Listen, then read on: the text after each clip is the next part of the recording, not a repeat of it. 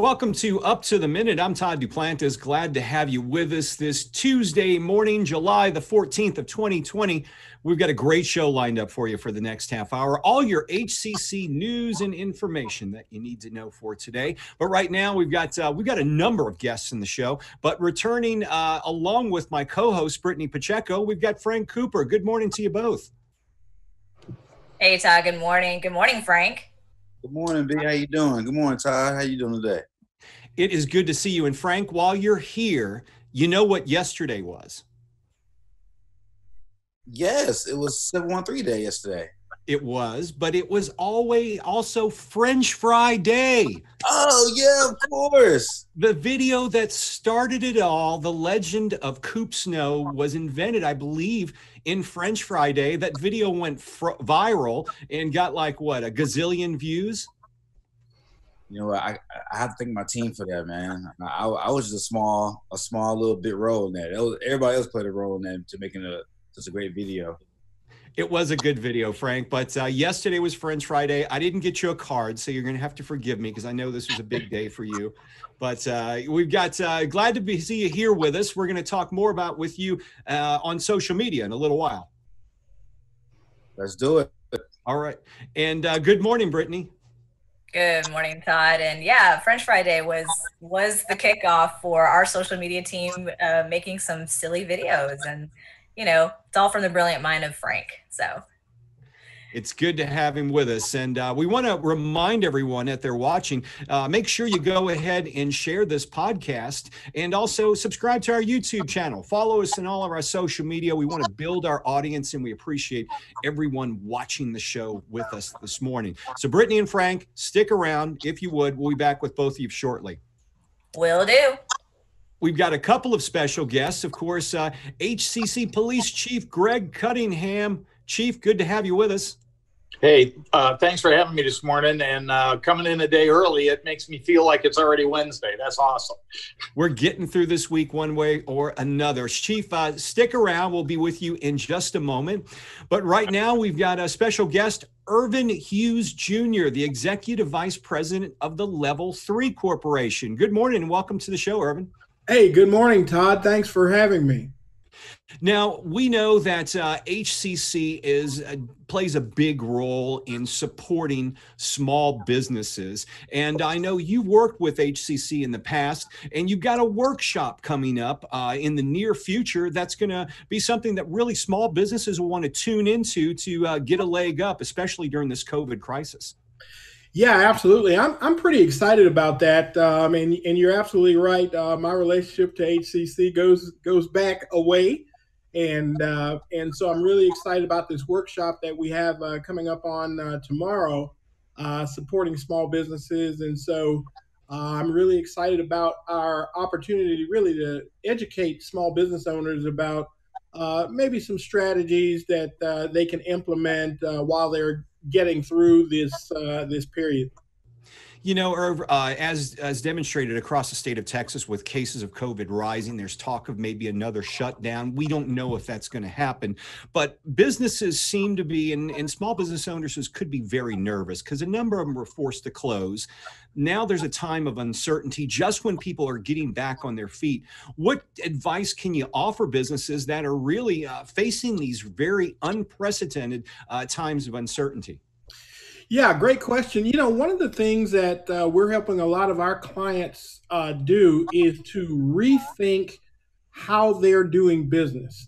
I think one of the challenges that I've heard and I hear pretty much on a daily basis is that there are a lot of small business owners who are really, really struggling trying to continue to do business as they always have. And frankly, I think the biggest advice I can give to a small business owner with uncertainty is that's, really struggling with uncertainty right now, as we all are, is to take a step back and take a hard look at what you do well and see if that strategy can be somehow repositioned to better serve the needs of people right now. Or would you say that businesses that are thriving or actually surviving right now are ones that have had to either pivot or reinvent themselves? And like you said, maybe figure out what you do well and do more of it. Well, that's exactly right. I'm reminded of a story here in Houston of a distillery that was, basically making alcohol drinking products. But then because they were already in the alcohol business, it wasn't a bad transition or an expensive jump for them to change to their operations to making hand sanitizer. And that's the kind of thinking that I'm talking about. A lot of business owners are really going to have to face the fact to get through this, they're going to have to rethink how they do business. What type of businesses can benefit from your training courses, specifically the ones tomorrow? Yeah, so tomorrow we're going to be focusing on really the whole series that I'm doing that's coming up here this month with HCCTV. Really has more to do with building financial capability. A lot of times people hear financial capability and they think that that means just money. But financial capability has to do with how well you can access credit for your business, not Visa and MasterCard, but credit for the company itself, separate and apart from you. What are your internal controls? Do you have good accounting measures put in place so that your business can thrive? And so this is the kind of things that we're going to talk about. So to answer your question, basically any kind of business, even if it's a startup, could benefit from the information that we're going to be talking about on tomorrow. You bring up the question of credit for small businesses right now.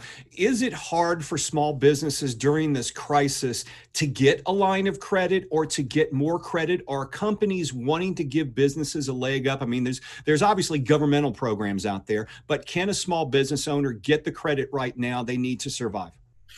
Yeah, they really can. I think the challenge, to your point, I think the challenge, first of all, yes, there's credit out there to get, and there's plenty to get. I think the challenge that small business owners are having is that they're having to think differently about how they're accessing capital and credit. And what I mean by that is, Todd, where are you looking to get credit? A lot of people immediately they gravitate to the banks, maybe to the local credit unions and so on. But frankly, there are lots and lots of sources of credit out there. Would it be also a good time for business owners to maybe refinance loans that they may currently have? Are creditors looking to do that? Absolutely. This is a great time to look to refinance. And to do that, one of the things that I'm going to be talking about during this training series that I'm doing at HCC is talking about trying to educate small business owners on how to position themselves to actually generate sales or income by using business credit. Because right now, a lot of people, especially companies that are selling in the business to business space or the business to government space, and to some degree, even the business to consumer businesses can really benefit from extending credit to their customers. Erv, tell me about your company, Level 3 Corporation. Yeah, thanks. Level 3 Corporation is a business consulting company. We provide training, we provide technical assistance and capital access services for small businesses. And we do that nationwide. And we're really big on education. I'm a former banker. And so one of the things that I've learned in my 25 plus years in the finance industry is that small business owners tend to make very good financial decisions when they've been educated to learn how to look at their business and how to look at opportunities when it comes to finance. Erv, we appreciate you being on the show today and bringing us up to date. For those wanting to attend the seminar tomorrow, where can they go to get the information? Yeah, so they can go to creditassurance.org, and that's credit and then ASSURANCE.org. Or they can just give us a call right here at Level 3 Corporation at 281-942-5449. Irv, thanks for being here with us today and bringing us up to date with this great seminar you guys have going on tomorrow with the workshop. We appreciate you, and we'll look forward to seeing you in the future. Hey, Todd, Brittany, thanks so much for having me, guys. I appreciate it. Look forward. Great advice. Take care. Thank you. Chief Greg Cunningham joining us. Chief, you mentioned you're in a different location. Are you on location right now? Where exactly are you? Well, I'm actually speaking to you today out of my office. Okay. And, as I explained, unfortunately, you're also on a cell phone because my office isn't equipped for this, but we're in good shape. Well, it's a good picture. We got a good connection with you, so we'll move forward. Now, you're at your office, but from what we understand, a couple of the HCC locations are open for COVID testing. Can you tell us about that's going on? Yeah, absolutely. So, while the college is closed down and students aren't coming, there's a lot of activity in the background. And what we've done is several of our presidents have reached out, and we're running 4 separate COVID test sites around the district. And I'd like to tell you a little bit about each one, so that if somebody's in that area or somebody'd like to be tested, they can find their way there. So we're doing one in our Northeast College, which is out at the Caldwell campus, where the Public Safety Institute and the firefighting all is. And that one is being run virtually from 7 in the morning till they do 300 tests, I believe is what their target is out there. Great place, lots of room to spread out and to be online, shade trees and whatnot to kind of make it a little better than some of the other sites that may be around the city. The other ones, we actually have 2 out of our Southeast campus, one at the Felix Fraga facility, and that one is brand new. We just started that up Monday. So look for that one, especially if you're close in that area. And again, they're targeting to do somewhere between 250 and 300 tests a day. And then we've been doing our Southeast campus right off of 45, and we've been running that one now for about 3 or 4 weeks. Everybody really knows where that one is. And quite honestly, Fraga isn't too far away. So if the line is too long at Southeast for you, try hitting that Fraga campus and see if you can't get in there. And then, Todd, our last one is down on the south side of town, 288 in the airport, our South Campus, South Central Campus down there. And that one has been running for several weeks. And the numbers are really coming up down there now. The word is getting out that we're there. So, again, that site is starting to come along and has a lot of room to support folks. And I guess the main thing, Chief, to emphasize to people is that they should expect to wait in a line and use some patience when you're out there and be flexible, correct? Yeah, absolutely. So what we're trying to do now is we look at how many tests they can give in the course of a day, or how many tests are available. And we try to cut those lines off after that number of people have kind of been through there. So that helps a lot. So people aren't waiting online and then being disappointed at the end of it. But knowing where multiple sites are is really important, because if you hit a line and they say, sorry, we're done for the day, you may be able to bounce to another spot and get in line with no problems at all. So tracking all 4 of these sites is really important. You know, Chief, over the last several months, many Houstonians have lost their jobs. Many are struggling to make ends meet and catch up on their bills. And food distribution is a big thing around the city of Houston, and HCC is taking part in that as well.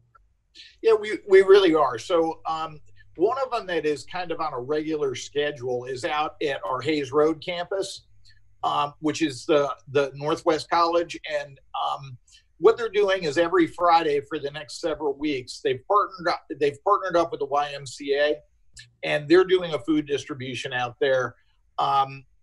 Again, they've got some limits as to what they can distribute, but they have been running huge numbers through there every Friday.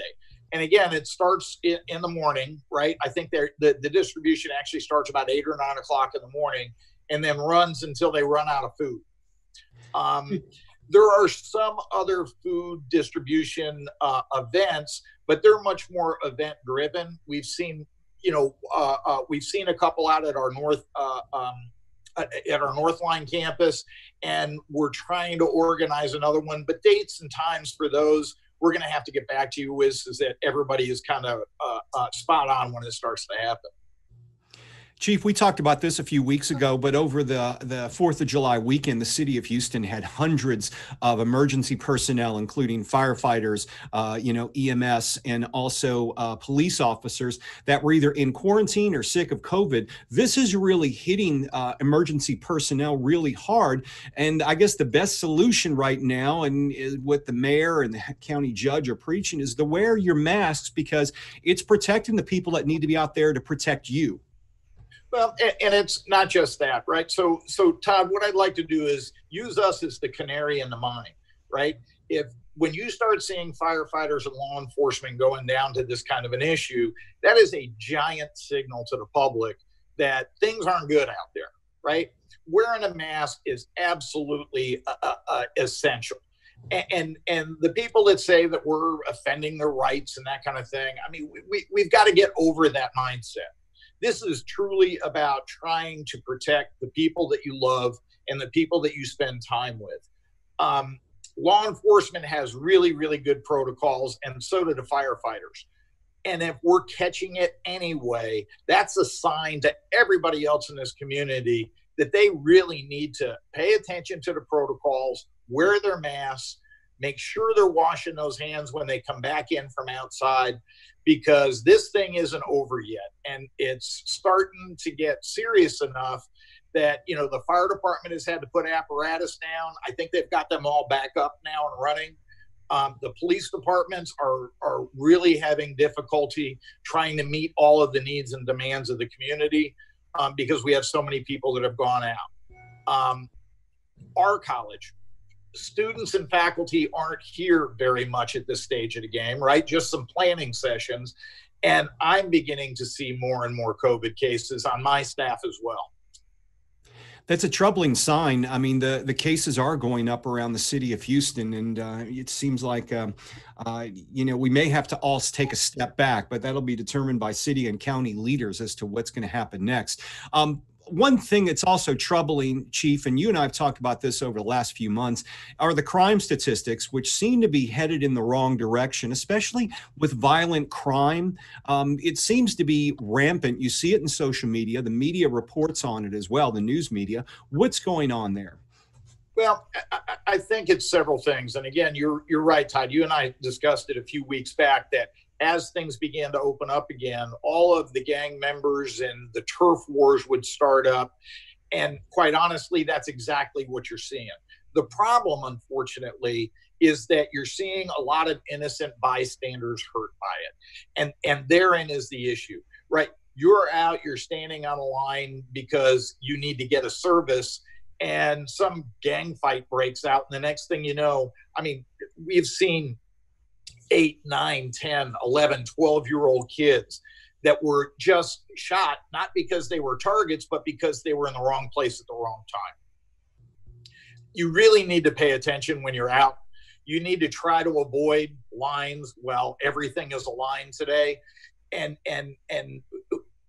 I'm not sure how we stop the violence. If I had that answer, I'd probably be a lot more popular than I am right now.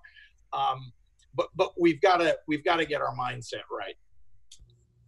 Chief, another thing that's disturbing as well, the increase in domestic violence. I know July is Intimate Partner Violence Month, and the statistics are very troubling. I know an email was sent out earlier by HCC, the Office of Institutional Equity, and it says every 9 seconds in the USA, a woman is assaulted or beaten, and every minute, 20 people are victims of physical violence by an intimate partner.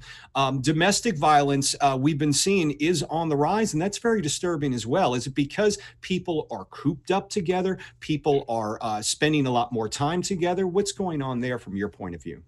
Well, and again, you and I have been discussing this for quite a while, right? COVID has made people lonely. They've made them cranky. They're making them live under the same roof 24/7 together. And domestic violence has kind of been mounting and mounting and mounting through the entire COVID issue. Again, the violence level is increased dramatically. We're looking at people being seriously harmed. you have to, if you've not been in that type of a relationship, you have to imagine yourself being trapped in a house, can't go anywhere with the person who abuses you. And what we need to do is we need to make sure that these men and women who are victims of this understand that there are people out there that can help them. The series that Institutional Equity is doing is for the next 3 Fridays, they're doing WebEx meetings to educate people on A, the problem, but B, what the resources are. And I'd really encourage all of you to try to get online and pick up some of those pieces. Even if you're not a person suffering this type of a relationship, eventually you will run into someone who is. And having a right phone number or having a website that you can give them may be the difference between life and death in some cases.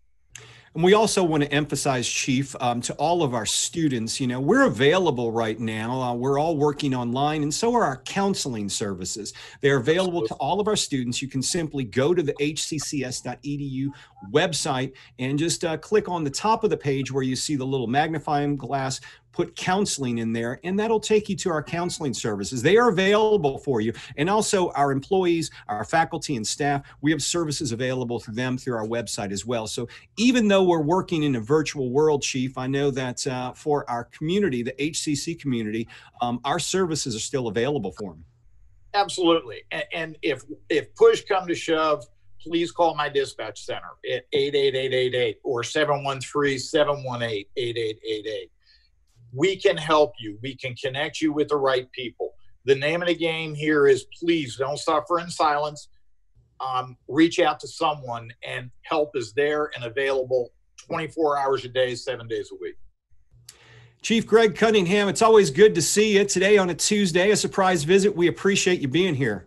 Well, and I appreciate you guys having me. Please have a great day, and everybody watch yourself in the heat, plenty of fluids, and get some air conditioning, okay? Sounds good. Thanks, Chief. We'll see you next week. Take care now. All right, and we're back with Brittany and Frank Cooper. Good morning again, guys. Hey, good morning. Good morning. Good morning. Real quick, before we get into our HCC announcements, I do want to remind everyone that today is election day here in Texas. So if you haven't exercised your right to have your voice be heard, be sure to do so today while the polls are open. That's right. And one thing to keep in mind, we went over to the HCC sites that are offering COVID testing with the chief. There are links within this social media post that'll take you to those sites or give you the information on them. One thing I want to talk about are virtual information sessions. Frank, Enrollment Services has been offering virtual information sessions, I believe, on a weekly basis, and they're going to be doing this going through the fall.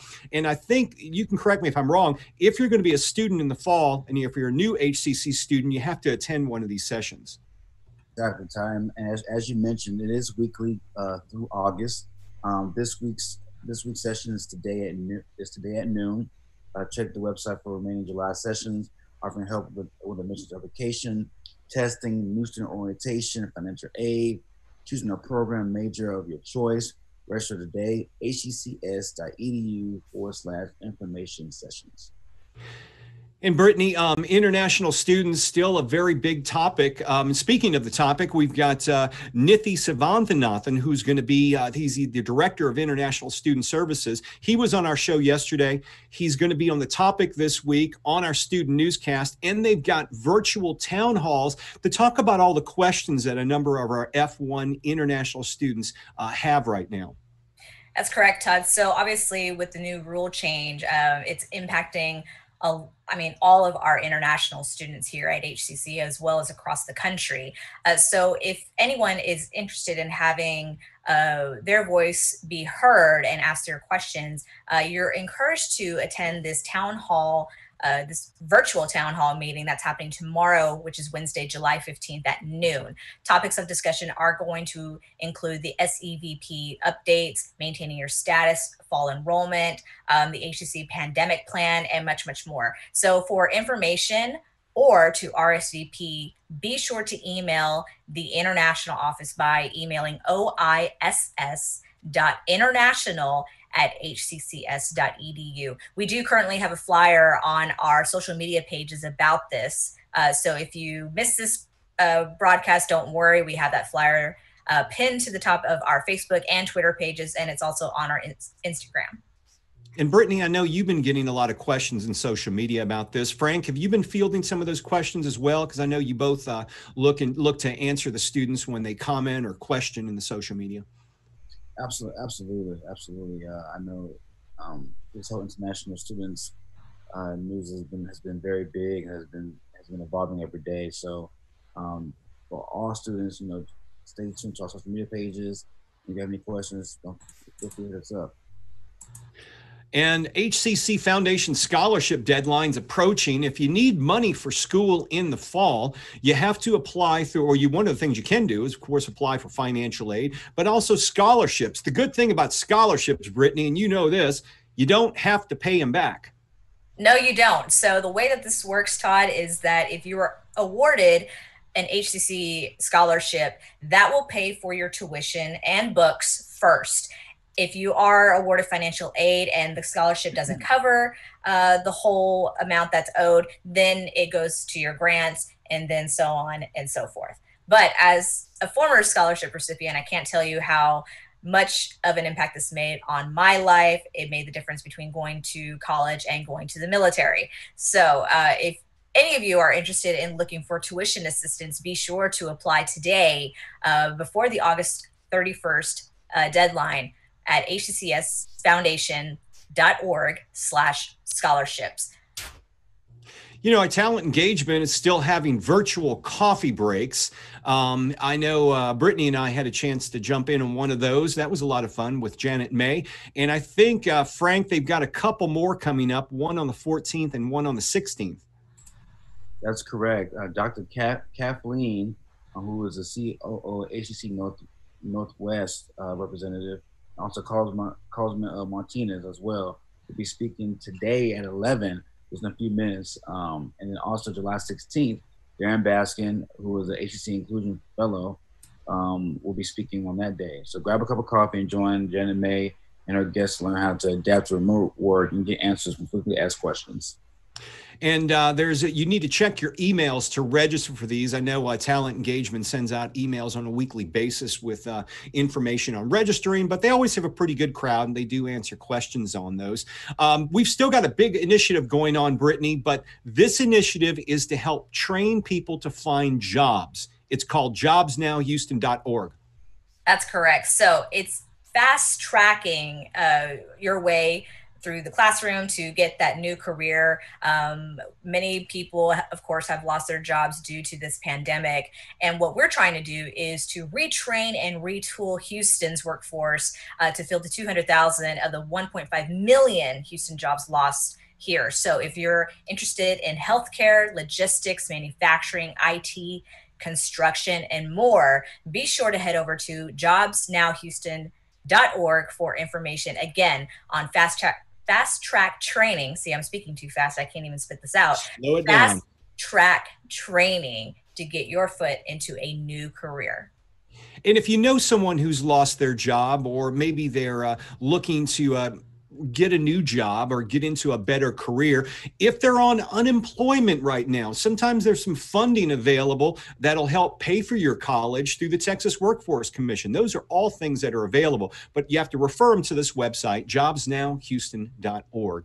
So that wraps things up for this show. Tomorrow on the show, we've got Dr. Brenda Quintanilla. She is the regional manager for the Center of Innovative Learning at HCC Southeast. She's going to be talking with us tomorrow on the show, and then we'll have a few other guests as well. Right, Brittany? That's correct. I was a little thrown off today, Todd, because normally we have Chief on Wednesdays, and I thought, oh my gosh, it's already Wednesday. Yeah, I know. He said it felt like a Wednesday to him, so we may be halfway through the week, but it's only Tuesday, folks. Only Tuesday, July the 14th. But it's the middle of the month tomorrow. That's always a good thing, though. Can you believe I don't know how many weeks we're into this thing. I'm thinking it's week number 16. That sounds about right. 16, 17. Frank, Yeah. I don't think it really matters at this point, right? My recliner makes my days go a lot more smoother. So it might be 16. It could be week 3 Not sure. I'm very comfortable right now. So does it even matter anymore, whether it's Friday or Monday or Sunday? It just doesn't matter. It doesn't. It really doesn't. But we appreciate everyone joining us this morning on Up to the Minute. Be sure to like us on Facebook, Twitter, and Instagram. Don't forget about YouTube. And be sure to also share this broadcast. That way we can send out our vital information out to the masses, but also grow our audience. We appreciate all of you being with us. Frank, thanks for joining us this morning. Thank you, Brittany. And we will see you tomorrow on Up to the Minute live at 10 a.m.